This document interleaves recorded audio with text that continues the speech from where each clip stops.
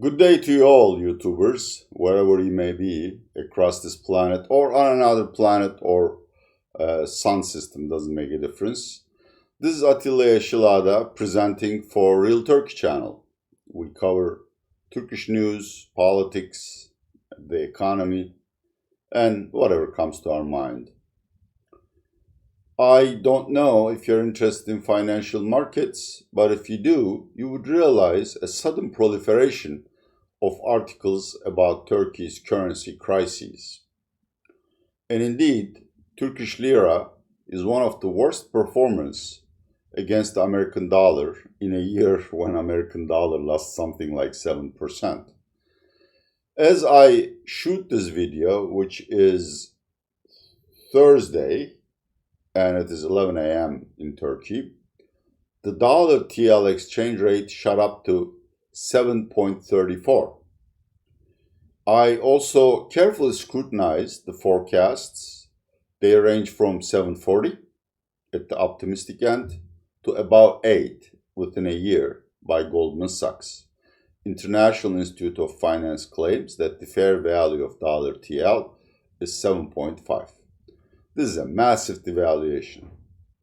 And of course, Turkey made a huge mistake trying to defend an exchange rate which was undefensible in the sense that, there wasn't enough hard currency to defend that level. And its central bank has exhausted most of its reserves. So the world press, rightly so, is talking about a currency crisis, or what the economists call a balance of payments crisis. Actually, this is not the only potential outcome.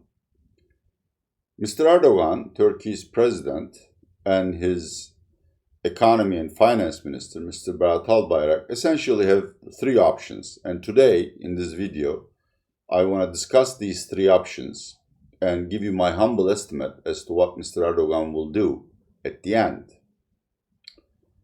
The first is, of course, letting currency go, until it reaches an equilibrium, whatever that level might be. The second, and this is a really bad case scenario for anyone who has money invested in Turkey, is default. That's not paying our foreign debt, or perhaps not paying our domestic debt. And finally, there is one option that I don't see anyone discussing, which is substantive reforms that the World Bank, OECD, and anyone who has diplomatic contact with Turkey have been telling us for years to initiate: structural reforms, legal reforms, and political reforms. Now, allow me first to demonstrate why it is assuming the current policy path is maintained. We do the same thing as we did yesterday. Turkey is doomed. It's very simple. Turkey has begun to recover when the COVID-19 epidemic accelerated again. Yesterday, the Ministry of Health reported 1,200 new patients. This is an underestimate. I humbly estimated that the true number of patients, including those showing very light or no symptoms, might be about 3,000. And the virus is spreading. We see everywhere in the world that even if governments don't respond to such an outbreak with shelter at home or quarantine restrictions, some percentage of the population does. People who read the news, people who are really conscious about their health, prefer to stay home. And that's devastating to an economy like Turkey, where services make up roughly 60% of the GDP. That's national output. Because if I don't take my wife out to dinner and instead we cook home, or to a theater, or if we don't go on vacation, then people who sell touristic services, restaurant services, cinema services starve. And that's the stark reality of the Turkish economy. We're facing a deep recession. So is the United States. But there is a huge difference between United States and Turkey. United States has a reserve currency, that is a dollar, that is acceptable as a valid means of exchange across the world. Give me any amount of dollars, I'll take it. I'll always take dollars over Turkish lira. So it can print as much money as it wants to aid its banks, its small businesses, or to the treasury, which can borrow as much as it wants to, either through Fed or directly from the markets, because America is rated AAA by credit rating agencies. I think one has downgraded to AA. I don't want to mislead you. But anyhow, and safe assets are in tremendous demand. So if America runs a $5 trillion deficit, it's not going to raise interest rates, or it's not going to cause an exodus from the American government bonds market. None of these hold true for Turkey. One reason why there is such a tremendous pressure on the Turkish currency is because the central bank increased money supply by something like 60% year to date. And part of that money spilled over to the financial markets. In the United States, the market of first destination happens to be S&P 500 or Wall Street. In Turkey, it's hard currency and then the stock exchange. But Turkish residents are piling up on hard currency deposits. More than 50% of our bank deposits are in hard currency terms, dollars or euro. So, you can't keep on printing money. It has devastating consequences. And if you can't keep on printing money, and when the economy is in recession, then the government needs to borrow to help those people who are hurt by the recession. But Turkey's ability to borrow abroad is very limited. Again, let me demonstrate with an example. I think yesterday the 10-year American government bond yield was something like 0.7%. The equivalent bond yield in Turkey was over 7%. So if we were to borrow in dollar or euro terms, we would be paying more than 600 basis points or 6 percentage points above American interest rates. And that's unsustainable. You can't borrow at that rate to the extent of covering your domestic expenditure needs. This is why Turkey is doomed. I mean, you cut the money supply, the government still needs to borrow, bond rates shoot up, Turkey enters a recession, tax revenues go down, Turkey has difficulty paying off its domestic debt or foreign debt. So default, even though the odds are low at this point, would be a significant threat to Turkey's economic stability and to those who invested in Turkey at the end of the winter or the next spring, assuming the Russian vaccine doesn't work. And I hope to all the gods that it does work, but so far the World Health Organization, or Center for Infectious Diseases, I believe it's called in the United States, hasn't approved it. So as far as I'm concerned, I'm not going to be vaccinated by that. I don't know what's in there. So default is the first option. And I think default on domestic debt would be preferable to the Turkish government. That is, they would simply unilaterally extend the maturity of maturing domestic debt and tell people, look, I don't have the money to pay you. Instead, I'm going to give you more bonds.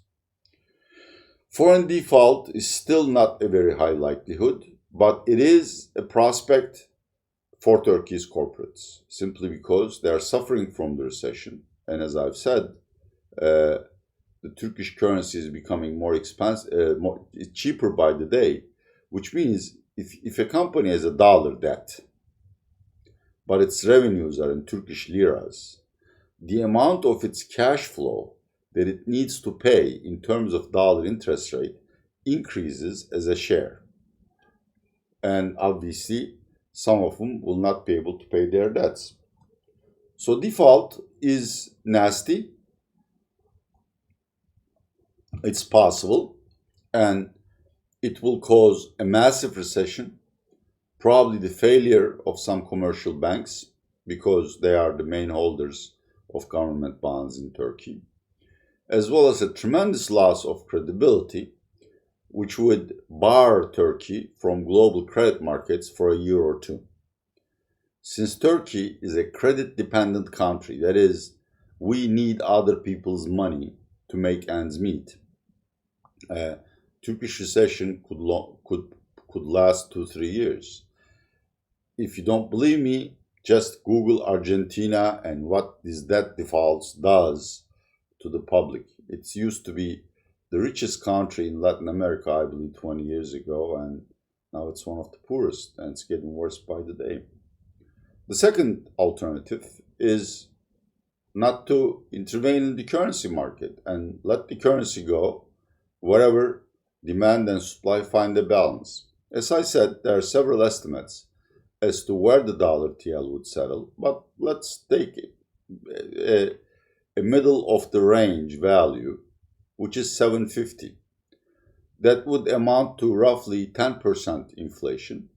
It would add roughly 2%. I'm sorry. If dollar TL settles at 7.5, then Turkish lira will have depreciated roughly 10%. And that would add 2 percentage points on top of the going rate of inflation. Obviously not immediately, but within 6 months. So since July CPI was roughly 12%, we will have 14% inflation. Also, as I mentioned in the previous case, it would make the financing of foreign debt extremely expensive and difficult for Turkish corporates, and obviously some of them would go into default, and at home they will not be able to pay off their loans to the banks. So there would be this domino effect going from companies with weak balance sheets to the commercial banking system of defaults. How deep that default wave is obviously depends on where you think dollar TL will settle. If it's going to settle at 8,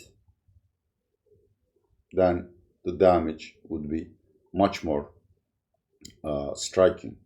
But to me, if Mr. Erdogan were to call me and ask my advice, I would say currency devaluation is preferable to default because default has a much longer lasting impact.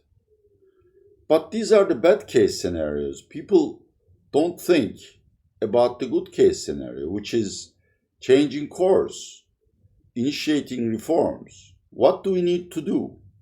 And can Erdogan do these things? Well, the simplest thing is to call IMF and sign a standby loan. That has 3 advantages. First, IMF comes with money, so our currency shortage problem is solved. 2, an IMF standby brings immediate credibility because they determine what kind of reforms need to be done, and they monitor these reforms and report to international investors and our creditors that Turkey is on the right course. In other words, we would have a chaperone or supervisor whose word means something to the rest of the world. 3, usually after a standby, financial capital flocks to the country.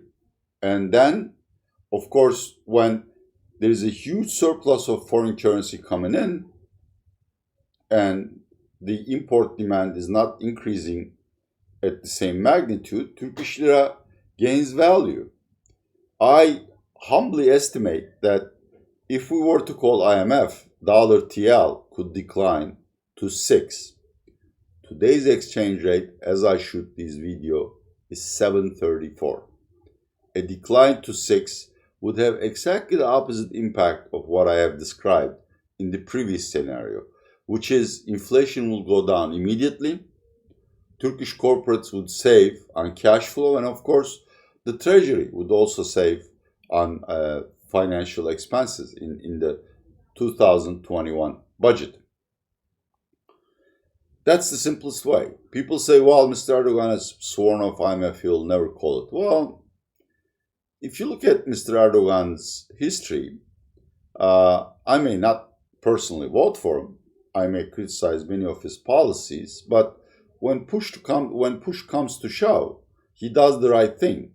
Remember 2018, when Turkey kept in prison an American pastor, Mr. Brunson, Andrew Brunson. And Mr. Erdogan said, he's not leaving the prison, he's a terrorist. And Mr. Trump said in a tweet, I will destroy your economy. 6 days later, Mr. Erdogan has changed his decision, and Mr. Andrew Brunson was having breakfast with Mr. Trump in the White House. I can cite many examples of that. For instance, Mr. Erdogan has sworn at least a dozen times that he's never going to raise interest rates. And in a week after severe market turbulence, central bank was allowed to raise interest rates. So to me, Mr. Erdogan, at the bottom of his heart, remains pragmatic. And when he realizes that the current situation is unsustainable and persisting on old policies would hurt his chances of being re-elected, but more importantly, his constituencies, Turkey's conservative middle class and poor rural classes, he will change policy. Of course, we can do without IMF. We can cut unnecessary expenditures in our budget. We can initiate an education reform, labor market reform. We can become more transparent. Turkey can change its public procurement law, which is the main source of graft and corruption.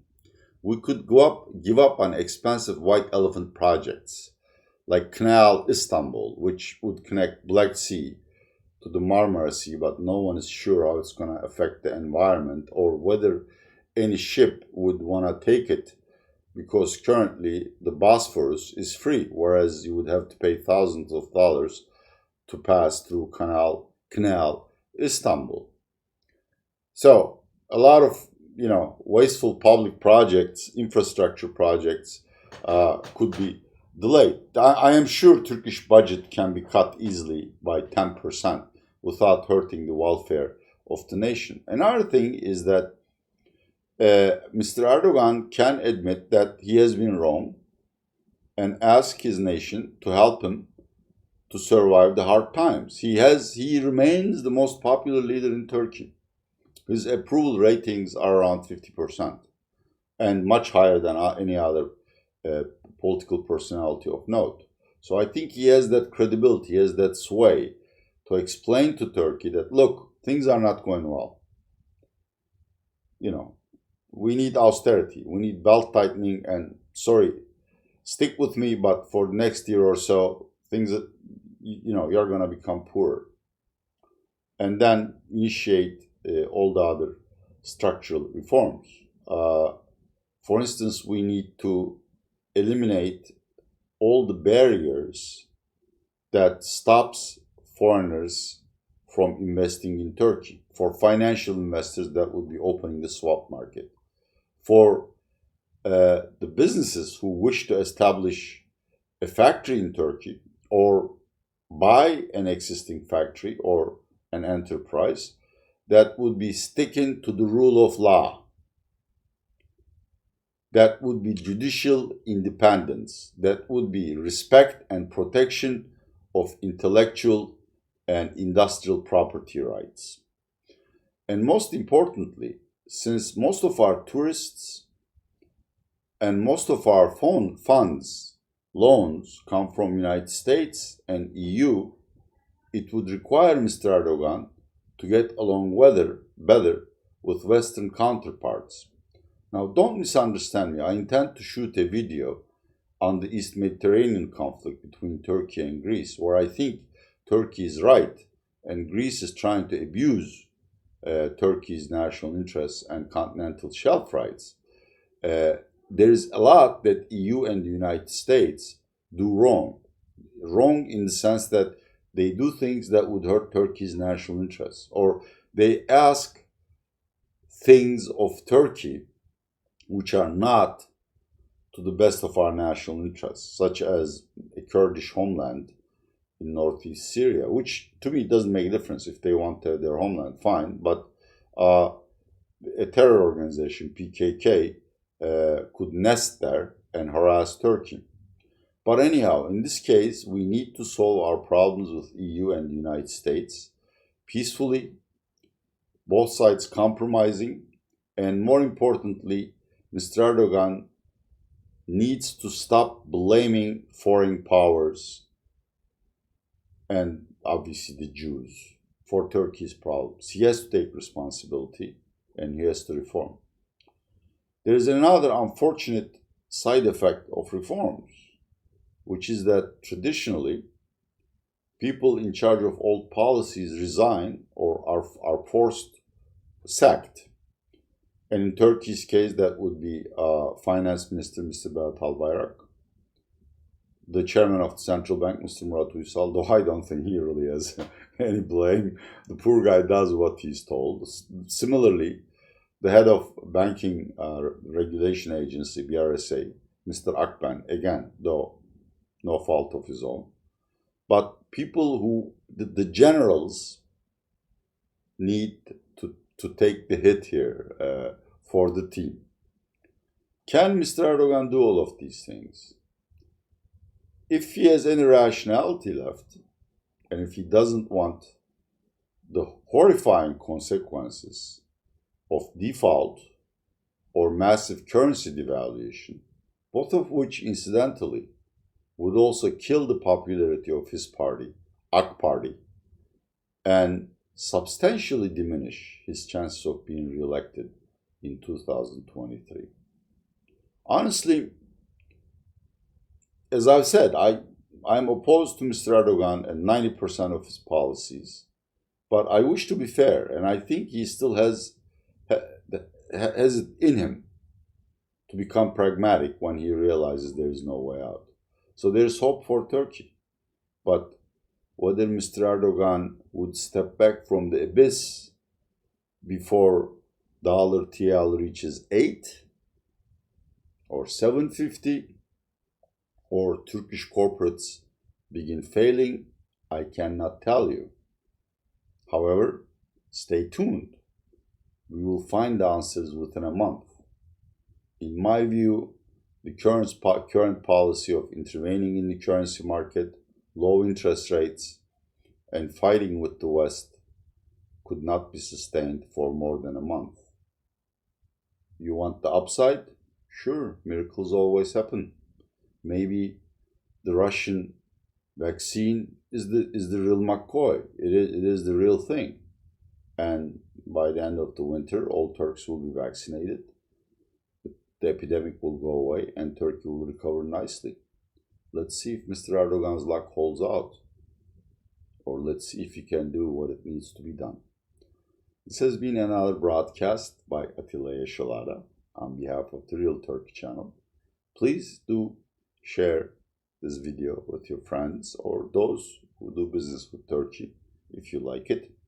We also have an English website. Let me see if I have it here. I doubt it, but if you give me a second. No, I don't, but it's called, well, www, of course, .paturkey.com. And there, me and my friends all have similar minds about how things ought to be done in Turkey. You can reach these kind of articles. Once again, Atilla Yeşilada saying goodbye from Istanbul. Take care.